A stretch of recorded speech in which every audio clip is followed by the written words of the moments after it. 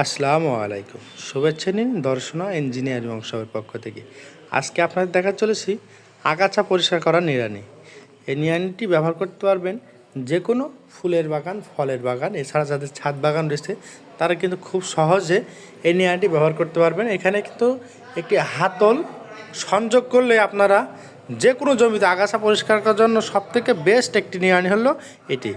আমাদের স্ক্রিনে থাকা নাম্বারে যোগাযোগ করলে আমরা সারা দেশে সরাসরি শহর থেকে গ্রাম এবং প্রত্যন্ত গ্রাম পর্যন্ত হোম ডেলিভারি দিয়ে থাকছি। আপনারা দেখতে পাচ্ছেন এই যে এখানে সিস্টেম করা আছে।